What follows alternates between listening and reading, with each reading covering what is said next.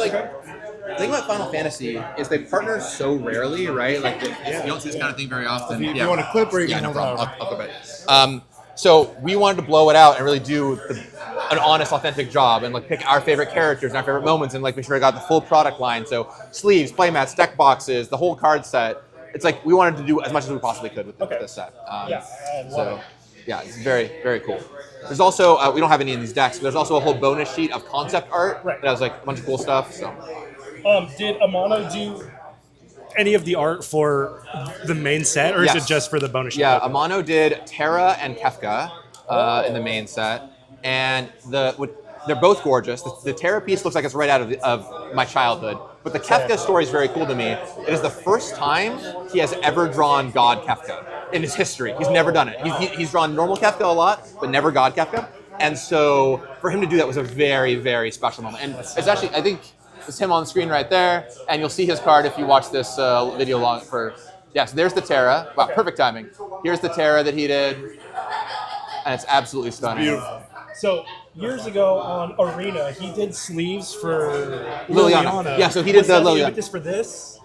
Well, it was actually pretty funny. So we all wanted a mono. Like we knew from the moment we're doing a Final Fantasy set, like we have to get a mono, right? But it's not like we get to force him to do anything, right? He has to be game for it. Yeah. So we went to him, and we'd already done the Liliana thing, and we went to him, and we're like, we would love to have you for this Final Fantasy collaboration. And he was like, I loved working on the Liliana so much. I get asked to sign it all the time. I would love to work with you guys. Oh, that's so cool. And so he was game for it. Didn't take any hand wringing or whatever. It was a very cool experience. Actually, one of the coolest things, honestly, a lifetime thing. One of the coolest things I've ever happened in my life. Yeah. Like bucket list checked. Is I was in Japan, and we flew to Square several times during the course of this to meet with them and play test the cards and show them what was going on. And I'm in this playtest, and someone walks in with like a black briefcase, and all this murmuring starts happening. And they're talking Japanese. I don't know what they're saying. Yeah. And we're like, what's going on? They're like, come over here. And so they lay out this black briefcase, and it's like a little art case. And they flip it open, and then they flip over the insides. And it is the original version of Amano's artwork for the set. Amano had just sent it in. No one had seen it yet. Amano had just given it that day to them. And they had to scan it and give it back to Amano because he retains his originals. And that was like the one day I was going to be in the office, and we happened to be there. And the whole room went silent. Just like looking at this thing on paper by this master. I'm so jealous. I'm so cool. Huge fan of the games, like lifelong. So that's incredible. It really is a dream. Like I've been playing Final Fantasy VIII my whole life, Same, yeah. And Final Fantasy 1 was the first game I ever bought. And so for me, like being part of this is like, in some ways I worked on the set for 5 years. In some ways I worked on it for 30 years because I've been doing this for so long. So yeah. How did you arrive on this as opposed to other games IPs? Other than like it just fits perfectly. Yeah, I think it's just that, right? Like Final Fantasy and Magic map so well together. Yeah. They've been out for around the same amount of time. We grew up with both these things. They both have rich worlds and rich history and rich characters to draw upon. It's just a perfect melding of the two. So it was just like, there was no question. It was like, can we do Final Fantasy? Yeah, we can do Final Fantasy. The hardest part was not can we, it was how are we going to do it, right? Because there's 16 games. Each has its own look, its own feel, its own characters. And that's only the mainline games. Or if you look at all the side games, Tactics, X2, Lightning Returns, all that stuff, there's even more. So we had to, for everyone's sanity, we drew the line at just only the 16 mainline games. Yeah, it was a smart call. Which I know is tough because I love Tactics. It's one of my favorite games. But it's like, we already couldn't get everything from all the games in here. Let's not just add in more stuff that we don't need to. Yeah, makes sense. And we try to get in as much as possible. And not everything is in this set, right? The set's not 1,000 cards. I couldn't get every character in here. But we got a lot in here, and I'm very proud of what we did. So. Sorry, go ahead. No, I was just in that vein. What was your design philosophy of incorporating those mechanics? Or whether like the characters in the worlds? I'm sure it was like between play styles, colors that you're picking. Like, was it one methodology or design philosophy, or was it different based on what different aspects or different things? Well, yeah, I mean, a lot of debate, a lot of discussion around like what colors things should be, and so on. One of the things that we had to do, though, we discovered very early, is Final Fantasy, long games, rich story, characters that evolve, right? A classic Final Fantasy character will evolve a lot over the course of their story. So how do you represent that on a card? Because every character has some white, blue, black, red, and green in them.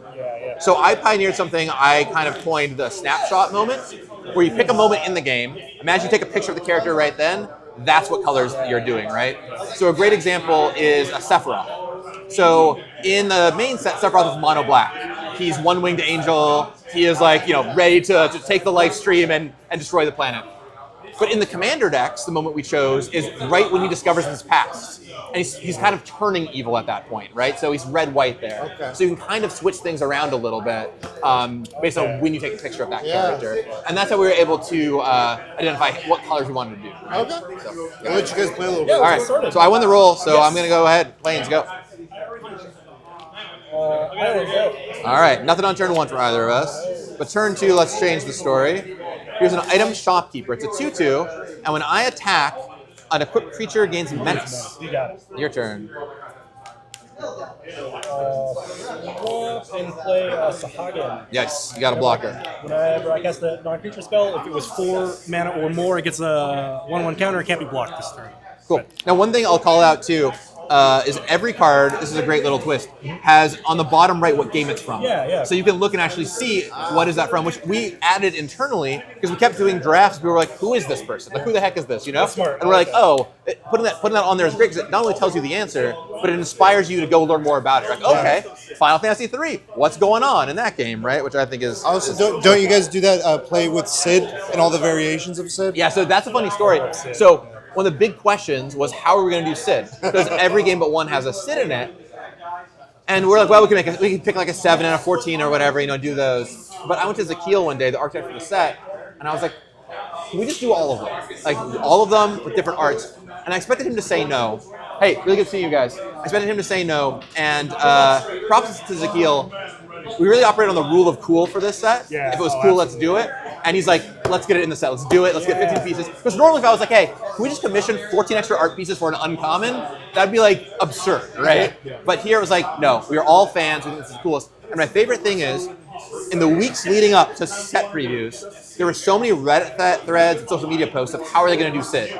And one of the most upvoted things every single time was, the coolest thing would be if they did one card with all the arts for them, but they're never going to do that. And to know that we had already done that was like, guys, we've nailed it. We are crushing it. So I was very happy. Hell yeah. All right, well, speaking of very happy, I'm going to play the Samurai's Katana. Okay. This has a brand new mechanic called Job Select. So I get this 1/1 hero, and I attach this to it. So basically, we were like, jobs are really critical to Final Fantasy. We have to represent that somehow. And so we decided to make it this kind of mechanic where it comes in with the hero, and the equipment comes on to that hero ready to go. Very much like Living Weapon from... For Mirrodin, right? It's like Living Weapon makes 0/0 tokens. For Mirrodin makes 2/2 tokens. And we're like, well, there is a number between those two, so Perfect. we'll do this. So I made a 3/3. I'll attack you, and it'll get menace till end of turn. I will go to 17. All right, go ahead. Tap, draw. Play an island and a shambling Sith. It enters tapped. It's a 3/3. Whenever I cast a non-creature spell, I may play a black. If I do, I can get it back from my grave to my hand. Yeah. And I'll pass. So Sephiroth wants to be able to play the long game, of course, Yes. So, all right, I'll I'm a untap. blue player. I love control, so this is right up my alley. Okay, there you go. Alrighty. Well, I'm going to, I think, send in with this guy for 3 more points of damage. I'll take 3 more. Yep. Unless you have any. Okay. Nah, that's fine. Take it. 14.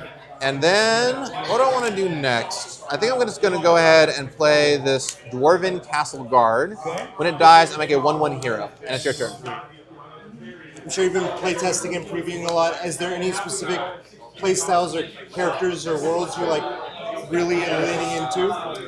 Well, yeah, so one of the things we did with this set, so this is the first Universes Beyond set legal in all formats. So it's going to be legal in Standard, among everything. It's the first time we're ever doing that. And one thing we realized is some people would want to play pretty Final Fantasy heavy decks, right? They're coming in, they love Final Fantasy. So we built some archetypes into the set that you can build using mostly Final Fantasy cards. You might need some other stuff from surrounding sets, but like there's a red-white equipment deck that uses Cloud and Furion and Freya and stuff like that. That is all like, a lot of pieces are here in one set.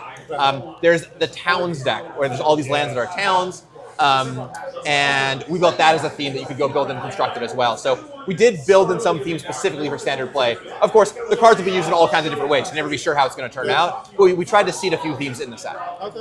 Yeah. You bring up the formats, like stuff like Modern or Pioneer or something.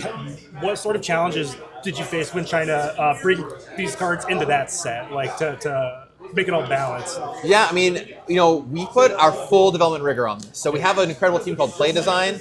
All they do, well, not all they do a lot of things. But one of the big things they do is they play test all of our upcoming sets, give feedback, and iterate. They're all former pro players. And so they spend as much time with this set as anything else, right? Iterating and balancing, and sometimes being like, hey, this card can be stronger, or sometimes, hey, we need a new card. Like, let's make a card that will be really awesome for this deck or what have you. So we just iterated on like we do every other Magic set, basically. But with a lot of extra care and rigor put into it. Because it is funny, though, because normally in a Magic set, let's say I'm making a mainline set, like Bloomberg or something. If they might be like, hey, can we like take this ability off this card and destroy an artifact? I'm like, yeah, no problem, take it off. In this set, when they go to like Suplex, and they're like, hey, can we just take this kill an artifact mode off of Suplex? I'm like, absolutely not. It has to kill the Phantom Train. You don't understand. Or they're like, I remember it's like with Triple Triad, can this like cost, not 3? I'm like, it's got to be triple, guys. It's very important. It's like the numbers get very like interesting in that sense. I love that.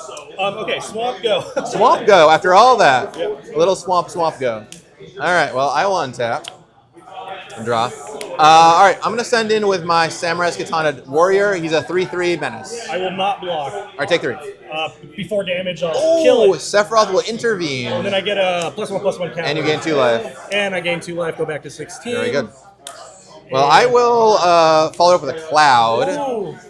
So, Cloud is double strike and indestructible while he's equipped on my turn. And equip abilities cost 2 less to target Cloud. Okay. So he's pretty scary. Go ahead. That's pretty good. Yep, you're up. Untap.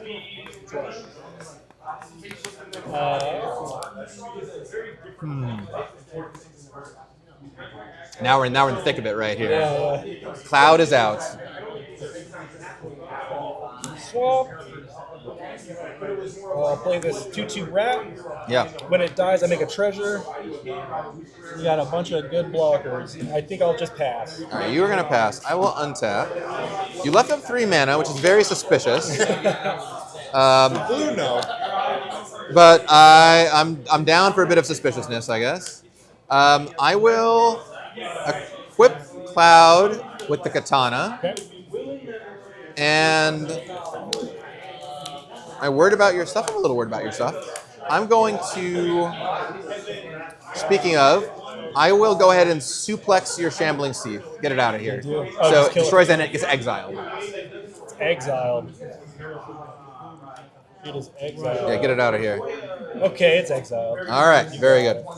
All right, I am going to attack. Okay, you may attack. I'll attack with Cloud. I will grant him Menace. He is a 6/6 double strike indestructible menace. Oof. I will go to 10. 6/6 double strike and she'll take 12. I will go to 2. Wait, what were you at before? 14, or no. You're I'm at, not to do math. I'll go to 4. yeah, you're at 16, right? So you're going to go down to 4, so that's not bad. That's and right. I will pass the turn. End step, all Dreams of Laguna. All right. Surveil and draw card. Very good, very good. I'll bin that. You don't want that, yeah. Draw Good. card. No problem. All right, Cloud is the sword. It's where Cloud wants to be. Yes. Land.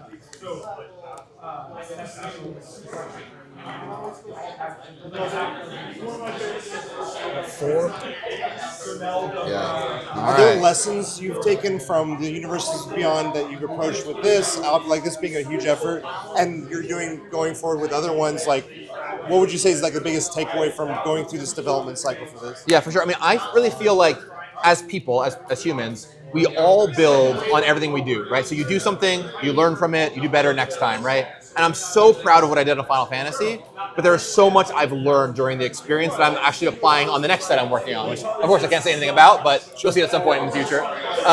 And for example, the snapshot moment thing I mentioned earlier is like, that's the thing I pioneered for this set that I've then taken with me as, oh, that works really well for Final Fantasy, I can use that somewhere else. There's some just really nitty-gritty stuff around like the development of the set, about like how the limited archetypes all blended together when you draft that I took forward on how to use. Building archetypes into the set so you can play a lot of that set together is a thing I've brought forward with future sets with me. So a lot of lessons I learned here I've directly applied to other things that I've worked on. Also, frankly, there's some things that in retrospect already, I'm like, funny, like 6 months ago I was like, I would have changed that if I could do it again already, you know? But that's how it works, right? You know, one of the things, I studied writing, so I'm a creative writing background. And one of my teachers told me that writers never finish; they just give up, right? And that's how I kind of feel with Magic sets. Like, I could work on this for a decade. I could keep tweaking cards, get everything perfect, but eventually you have to ship the set, right? And I have other things I got to go do.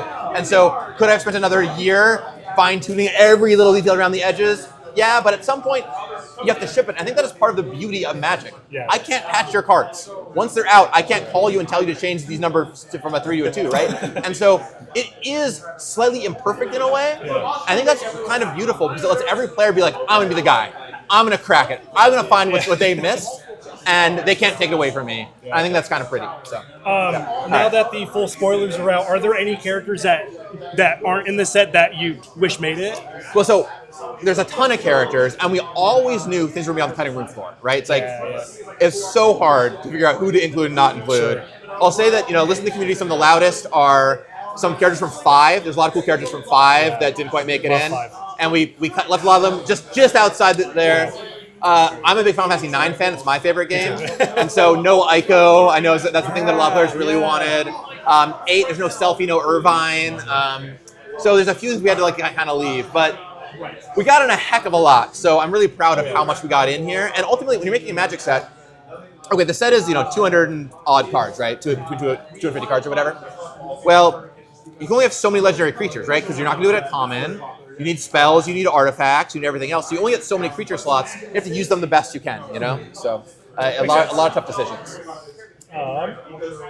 Okay, I got a cool play. I think you guys stacked the deck like this on purpose, but I'm going to play Sephiroth. Okay, that's bad for me. Yes, your creatures get -2, -2. So these are both going to die. And then I'll get... I get 1 hero. You get a hero, and then whenever your creatures die, he gets a 1/1 counter. Right. So he's now a 6/6. Now we got Sephiroth v. Cloud, huh? Yes, and I will pass because I'm dead if I don't. Sephiroth. All right. I gotta draw something good. Coming out. Gotta draw something good. All right. Well, I just still have this 6/6 double strike indestructible with trample. So that's got to be pretty good. I will attack you with a 6/6 double strike indestructible trample. Block with all 3. All right, I will kill your Sephiroth. I'm super dead. And I think you have 4, 5, 6 toughness, and I deal 6 over, and so, I take 6. So you die. So I should have just killed it with this thing. Oh yeah, you should have taken out Cloud while you should have taken out Cloud while you had the chance. I know. I'm trying to be fancy. Oh, there you go. Good game. Good game. Yeah. Very nice. Wow. This is great. Really cool. Yeah, so these starter kits, of course, you want to play Magic, learn to play Magic. Yes. They're amazing, right? You pick them up, you can jump right in, you get Cloud versus Sephiroth right on the front. So You've covered a few video games. Now. You've done Assassin's Creed. You've done this. You've done a little bit with other IPs. All out, yeah. Those being games as other IP, do you look at game design elements of mechanics of other IP? And now this is very much its own game, obviously. Yeah. So one thing I've learned, I've worked on a lot of Universe Beyond at this point. I was the lead designer for the Doctor Who decks, for example, when those came out. And one of the great things about gaming IPs is you get to start the conversation a little further down the path. Because if you say watch a TV show, you might have never played a game like this in your life. You might have no idea how to even approach it like this. And we can teach you, but it just takes a little bit of time to get there. Yeah. With Final Fantasy or Fallout or what have you, it's you already get HP, you get mana, you get how to make a party, you understand how to min-max your stuff. And so even teaching folks here today that have never played Magic before, or played a card game before, it's they get games, they understand, okay, these are my resources, these are my creatures, here's the goal, and it really helps you level up. So as a result, we were able to kind of put in a few slightly more complicated things in the set, because I just trust people to go get it, right? We have some one-off mechanics like Devotion, we have double-face cards, and I just believe players will be able to figure it out. I really do. So it's a we made sure it's a good entry point, but also if you're a long-time player, there's plenty here for you to sink your teeth into, and that was important to me. And I'm just a massive fan of all the games too. So just it's for me personally, it's the perfect blend of things I love. So it's this set feels like it was made for me. I'm so glad to hear that because we made it for us in some ways, right? It's we are all Final Fantasy fans. Let's make something we would be proud of, and if we were proud of it, you'll be proud of it too. Yeah. So that's how I feel. Do you guys want to jump in? Who wants to play against the designer? Do you want to be Cloud or Sephiroth? Be Sephiroth. You're going to be Sephiroth? All right. Everyone wants to be Sephiroth. I see how it is. But and also the other thing about working on gaming IP stuff too is there's some abilities that translate so nicely into Magic because they're already gaming abilities, right? Yeah. Okay, there's a character that does damage over and over. Well, I know what that's going to do. Yeah. Right? It's going to deal damage over and over in Magic, right? There's a character that loves holding a big sword. Great, I can make a character that cares about holding a big sword, you know? Yeah. So stuff translates really nicely. Where sometimes with like TV shows, it's just a little harder. Movies, it's a little bit harder. Sure, It's like, how do you okay, adapt this it is a into- human Yeah. from Earth who is a scientist. What does this person do? You know? Yeah. It takes a little more effort. So, but there's some designs that were just natural. Like Cecil's a great example. He's a double face card. He goes from Dark Knight to White Knight, and I was like, I nailed that design. It changed almost none during this whole When time. the set was announced, I thought like if they have a card for him, it needs to be a double face card, and yeah, I think you guys nailed that for sure. All right, you want to roll? Yes. 19. I'll go first. The loaded dice has really helped me out here. So. Cool. Toughy. Can I keep this? I think I have to mulligan this probably.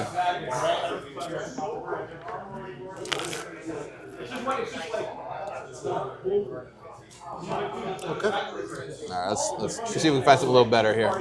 Okay. All right, better hand.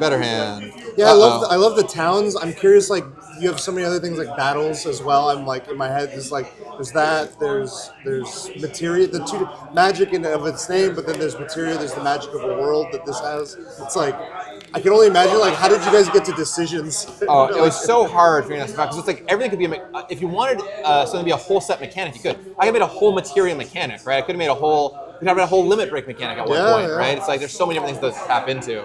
So there's a lot of hard choices. A lot of hard choices, and you gotta like figure out some things to boil down to. Because if you try and do everything as a mechanic, it's not going to work. So, and then it's like, okay, we're going to do materia. Well, how can we show off materia as an individual card instead of a whole mechanic or whatever, right? So, all right, bring it on. All right, I'm up first. Even better. Go ahead.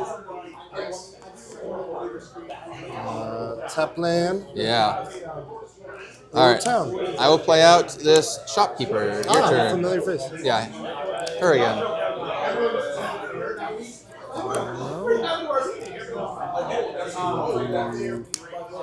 Island, and then play this Undercity Rat. Oh, the rat. Nice.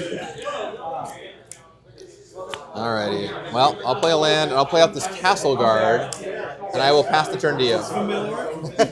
Yeah. Lolly-ho. My hand, I mulliganed to 6 cards. My hand's a lot worse, though.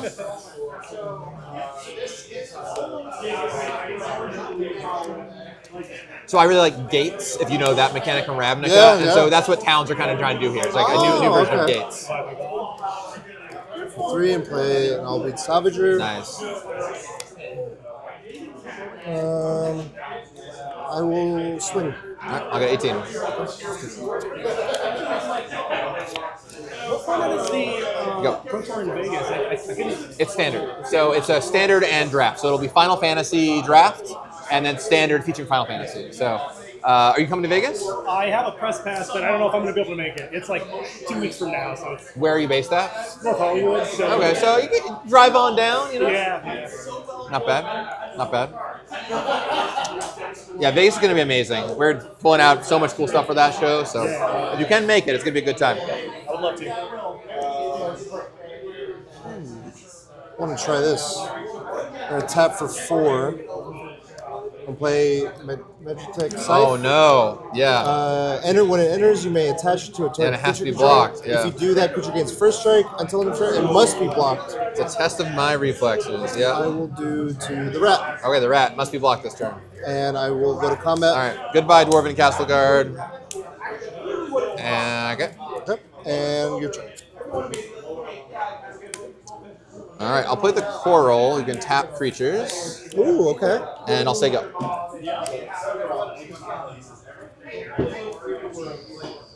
I'm going to adjust to get like a 4. Sure. Yeah, do whatever you need. We're going to play this tap land, and I'm spending so much time looking at like there's so much to look at. Right. Well, it's like you want to play the game, but also, ooh, look at this cool art piece. You know, like Yeah, there's so the much to art take in. it's really awesome how we took some of the especially early stuff and fully rendered it here. You know, Yeah. there's like some amazing images that we've pulled out of the set. Some of the highest quality Final Fantasy artwork in this larger quantity to ever exist. I think. So, Okay, I just want to play the new things, just because it's fun. yeah, Just Pixie's here. and then we're gonna tap 2 more and play another rat. Nice. Put there. And you got a 1/1, 2/2, but you can tap. You can't tap the next turn. Yeah, I can't tap for you. I'll swing again All right, I'll take 14. and go to you. Do you have a favorite card in the main set? I mean, a lot of favorite cards, but Terra is one that's very near and dear to my heart. Spent a lot of time on that card. I love Final Fantasy VI. So getting that one right was took a lot of time. I'm really proud of how it turned out. Vivi, I'm a big fan of Vivi's. Yeah, I was about to say Vivi. I made that card, and I love 9. It's my favorite game. So Vivi also a very special place for me. It might be a little cracked. We'll find out. The card is a little ridiculous. I saw someone brewing with Agatha Soul Cauldron and Vivi, which is kind of outrageous. All your creatures just start adding mana, so whoops. We'll see what happens. I'll play this White Mage's Staff. I get a hero. I think I got one lying over here somewhere.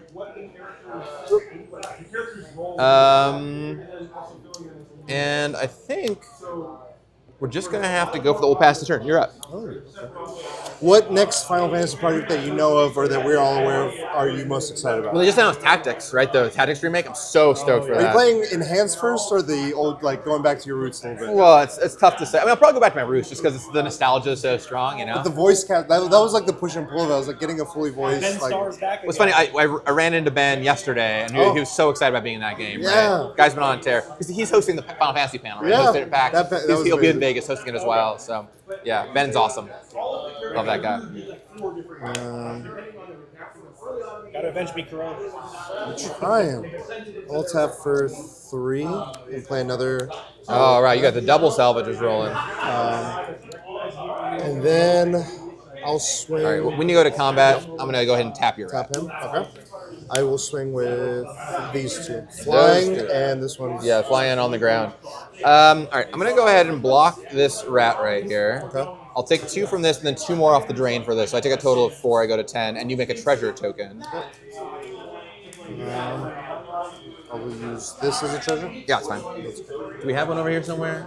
And see. I think there's some line in one of these boxes, maybe. No. Alas. All right. You're on. And we'll All right. pass. Okay. All right. 1, 2, and 3. We're gonna equip. We go for the old equiparoo.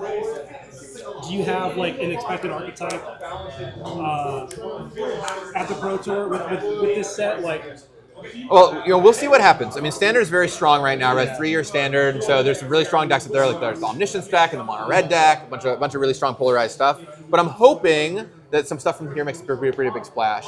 Cloud is really strong. If there's an equipment deck, I would love to see that show up. You can Cloud for a variety of things. I think also Sephiroth is a card I'll have my eye on. There's a card called Forsaken Miner, which when you commit a crime, you can pay a mana to bring it back from your graveyard. Yeah. And Sephiroth drains them for 1 targeted. So if you have a sack out, you can just pay a black mana to drain them for 1 over and over again, which I'm hoping will show up, but we'll see what happens. I love aristocrat style decks like that. It's tough to break through in Standard, but I'm hopeful. I'll attack you with this item Shopkeep. It's a 3/3 menace. I gain 1 life. I will take it. All right, take 3. 3. Yep, go ahead. So I will learn a lot more in 2 weeks, I guess, but I'm hopeful. I'm excited to see the draft play out too. I've had a lot of fun with the draft format. I really like it. So. Swamp.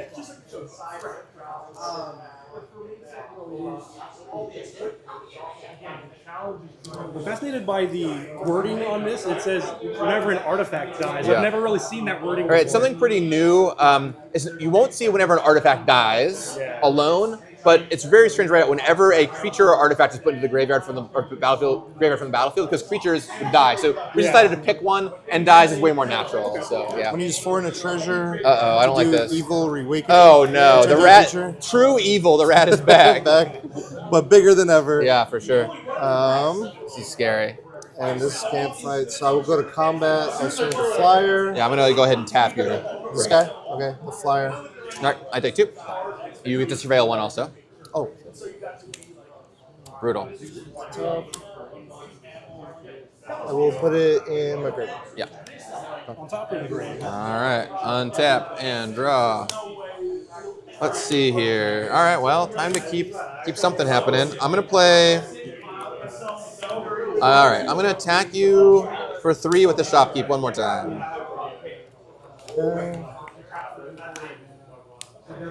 I will block with. Is it menace? It's got menace. Yeah. Okay, then I'll let it go through. All right. So you take 3. I'll play this warrior's sword. This is also a job select. So it's a 4/3. It's also a warrior. Okay. And I am going to just pass the turn. Go ahead.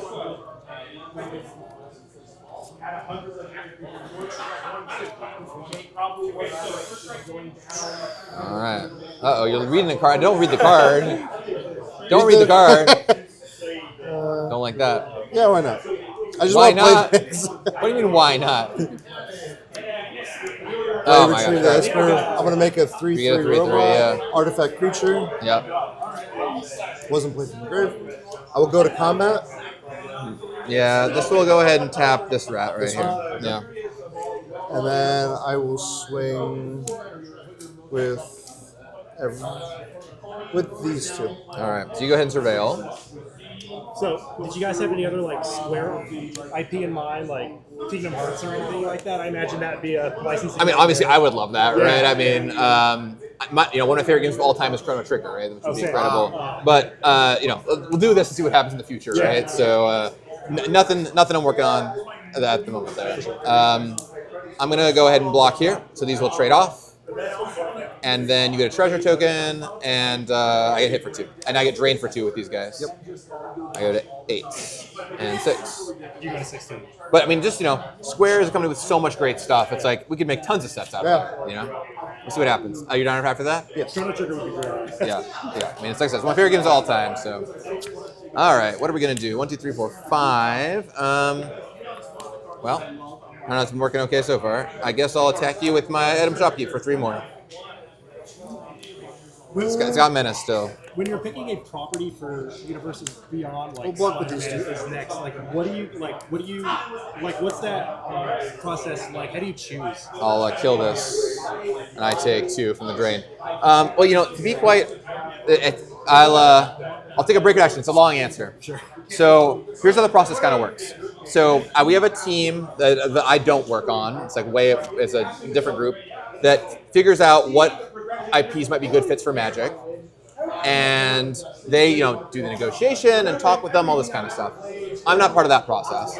What does happen is at some point they're like, okay, we're getting close on this one. We may actually want to do this. It's time to evaluate if it would be a good Magic set. So that's when they come to us in design. They're like, all right, we're going to do Final Fantasy. I'll just use this as an example. We're going to do Final Fantasy.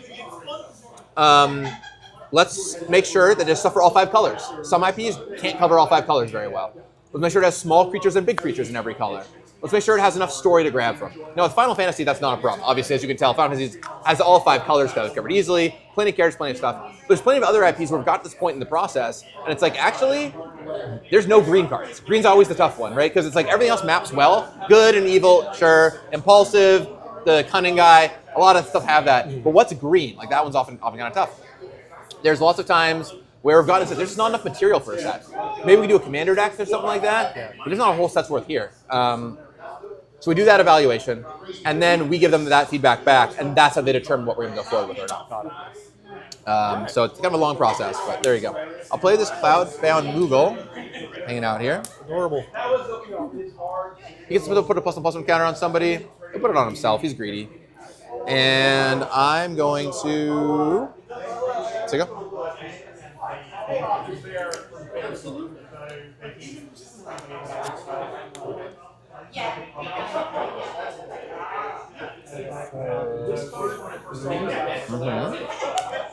And play Shinra Reinforcement. All right, mill 3 cards, gain 3 life.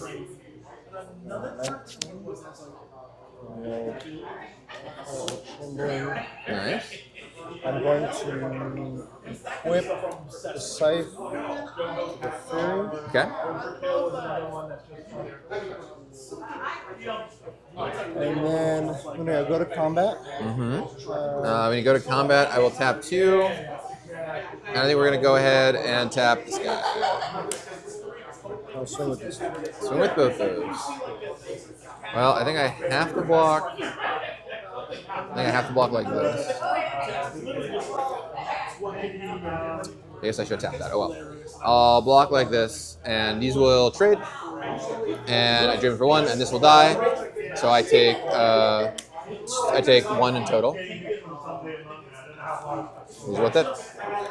I guess. Actually, sorry. Can we go back for a second? Yeah. Maybe I did that wrong.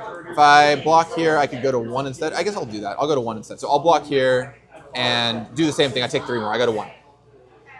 Same story. I'll leave my hero for a rainy day. Okay. Yep. That's it. All right. But I'm at Oh, 1. I get to surveil. And you get to surveil. Yep. I'm at 1 life though, so I got that going for me.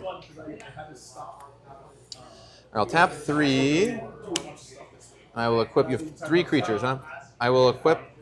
Yes. I have this. Oh my gosh, you got 4 creatures. Yeah, I think my goose is cooked here, unfortunately, because I'm gonna end up dead. Good game. Good game. All right. Well done. Avenged you.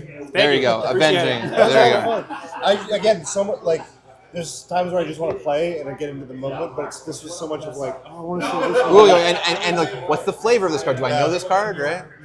Yeah, I love that. I love that so much. So it was very cool. I appreciate you taking the time with us Yeah, today. of course. and doing Absolutely. this. I don't know if there's anything else you guys want to